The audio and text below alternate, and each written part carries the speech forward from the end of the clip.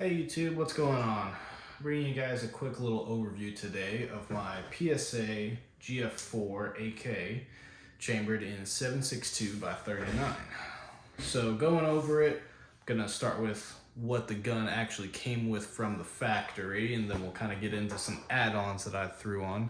So starting with the business end here, we've got one of the JMac chemo muzzle brakes that you can throw any sort of chemo suppressors or muzzle devices on there that you'd wish. It is pinned and welded to a 14.7 PSA's own cold hammer forged barrels. I believe it's a 1 in 9 rate of twist.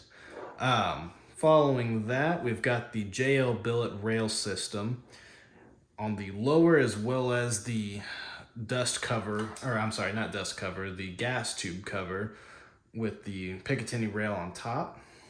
Preceding that, we've got this PSA Picatinny dust cover on here that's actually pinned to the rear sight here. So the whole thing kind of hinges like so, instead of just coming apart like a normal dust tube. Kind of gives it a M240 feel, as well as just giving it a good platform to maintain a zero. Following to the rear here, we've got just a standard AK triangle side folding stock, and then it came with the mag pull grip from the factory as well. So some of the things that I've done to the gun here, I've thrown on a matching mag pull vertical foregrip, this Surefire Scout Light. This is one of their 1,000 lumen variants. I've been really happy with these. I love running Surefires on all my stuff. As well as we've got an EOTech XPS2 on a Unity riser on here. It's just the standard Donut of Death reticle with the single dot in the center. And then I threw on just a standard Magpul MS1 sling. Internally, the gun is pretty bare bones. Only upgrade I've really done to it is I threw in one of the KNS reduced springs or reduced weighted recoil spring to try to get it to cycle subsonic ammunition a little better. Still a little finicky. Doesn't like the subs. I've only tried these Hornady 255 grain rounds here that they sound really great, especially suppressed, but just don't seem to want to cycle. Kind of turns the gun into a bolt action. From there, though, that's really the only issues I've had as far as feeding and ammunition reliability. I've ran the cheap Tula and Wolf steel case 7.62-39, as well as some of the PPU and Bellum brass case 7.62-39, just all standard 123 grain projectiles. This is kind of my duty / defensive ammunition. We've got the Hornady 123 grain VMAX projectiles, which very happy with these. These have great ballistics on those. Get all this out of the way here.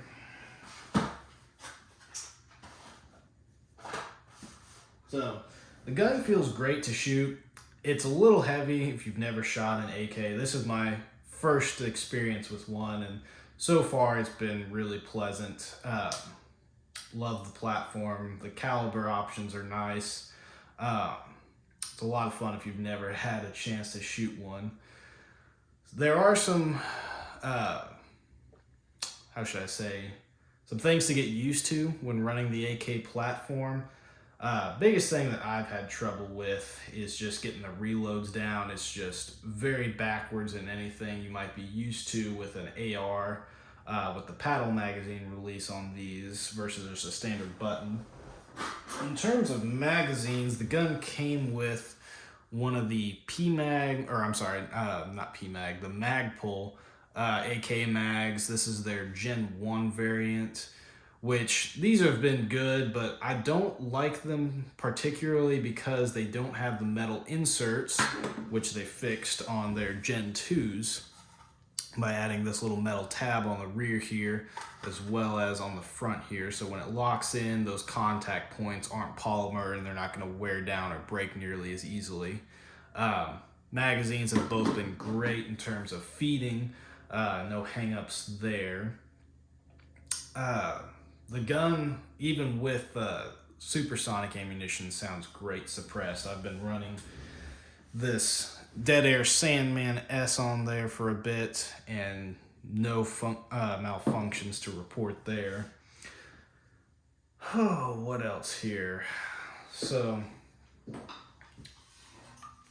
on the side here, one thing that's cool about AKs, if y'all didn't know, they can actually be fired from the closed position with the stock just by depressing that, and it locks in there for a much more compact firearm to be able to stow away if in vehicles or just when traveling, all that, and then it will still function from this position here. Then to depress, there's this little tab on the inside that just comes undone, folds out and locks just like so. Let's see if we can get it to stay there. So obviously I'm sure you guys have noticed the paint. That's something I just did in the backyard here, just a rattle can mix of some Rust-Oleum, their matte finished colors, just a green, brown, and kind of like a khaki tan. Then for the grid mesh, I just cut up a, let me get it closer here so y'all can kind of see that. Kind of just cut up an old gym bag and use that as an outline to get that pattern effect on there. Then when painting a rifle, obviously, things you don't want to paint, any sort of optics, on the glass at least, as well as your sights. And then you don't want paint getting in the internals or anything like that. It's a lot of fun if you guys haven't ever painted a gun. Oh, another quick little upgrade I forgot to include on there. So for the sling, it's got their Magpul clips to be able to attach on the rear, and the front here has one of those QD socket inserts. You can run QD slings on the front here, but you'd have to get a different stock to be able to attach it to the rear or mix and match sling components. So from there, the gun is extremely pleasant to shoot. The gas port diameter, I'm not sure exactly what it is from PSA. It feels very well balanced though. It's not a very hard recoiling gun at all. In fact, it could have been bigger to cycle those subs, but I don't really consider that a fault of the gun itself. So for terms of reloads on here, like I was saying with the manual of arms, it's a little bit close, if you guys can see, to this vertical foregrip here. Had to kind of get it just the right spot to be able to get under. You guys can see it makes contact with it there on the reload when you're finding that lip and rocking that new magazine in. But once you kind of get used to it and train on the gun, it's not that hard to master those. Hopefully one day I'll be as fast with it as I am with an AR. It also came with this, what's it called? Riveted side rail to attach optics, kind of the old-fashioned way over a standard, what's it called? Dust cover that does not have the rail or anything. So if you're not a fan of this, you can always punch it out, put in a new rear sight, and then run an optic that way if you're going for that kind of look. Try to get some range footage uploaded on here eventually. The trigger is great. I think it's probably around a 3.5 to 4 pound trigger after it's been broken in. I've probably only got about 700-800 rounds through this gun, so some of y'all probably don't consider that even broken in, but I find it to be a very smooth shooting gun. The selector here is very easy to throw. I know on some like Zostivas that I've played with, those are very stiff, as well as they don't have this extra little tab on here to be able to easily hit that and select either safe or fire on there. So I'll kind of also show you guys how this works too. So if you've never broken down an AK, you always just push in on that rear. And then if you've got the standard dust cover, it just removes like that. But this one, as I said before, hinged, pivoted on here. Now, one thing I will add, this screw here that actually attaches the dust cover to the hinge was loose whenever I initially got the gun. So I was not able to maintain a zero. I was kind of trying to figure out what was going on. Then I removed that, put some red Loctite on there, and it's been fine ever since. So if you get one of these with those dust covers, I'd recommend just going ahead, remove that screw, put a little bit of Loctite on there, then torque it back down. In terms of wear, so this is that recoil spring with the K&S spring on there. In terms of wear on the gun,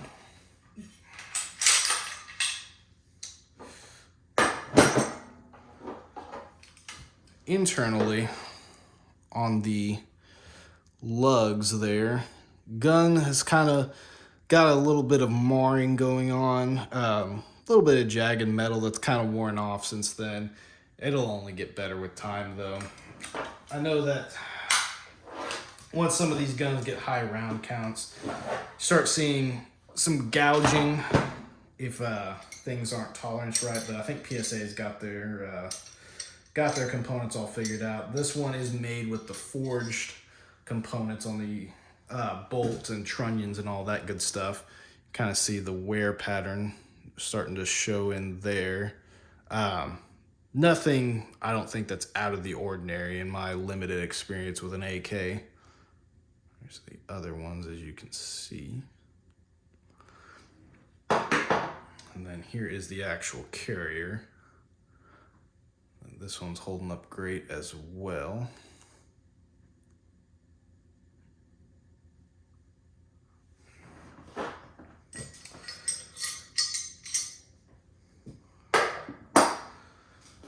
Alrighty. And we'll get this back together here. And then also, in case you guys have not, if you're new to the AK world, and reinserting this piston, I was trying to figure out what I was doing wrong. There's a little notch cut out here, so when reassembling, you push in and slide forward a little bit, and that gets it on the rail tracks there. Then you just throw back in your guide rod and recoil spring. Get this to line up. Goodness, there we go. Slam it back down. And we are good to go from there. I'll show you guys too what this looks like. I know can't show suppressor attachment on YouTube, which these all are the compliant 29 round magazines, all that good stuff. Kind of show you what the gun looks like fully assembled here. So there it is with the suppressor, as well as a magazine. Kind of get it propped up here.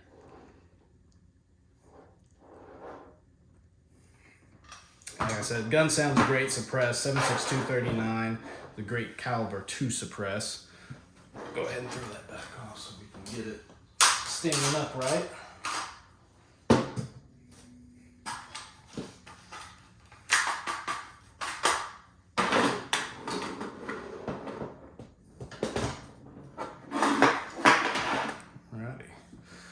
So that kind of concludes my little overview there of the 7.62 by 39 PSA AK. If you guys have any questions or want to see anything else about the gun in the comments, or just let me know in the comments rather, as well as I'm going to try to work on getting some range footage here, but where I live there's not really a firing range close by and I don't know anybody with land, so getting out to a range is kind of a seldom thing, but hopefully I'll get you guys some footage of everything here shortly.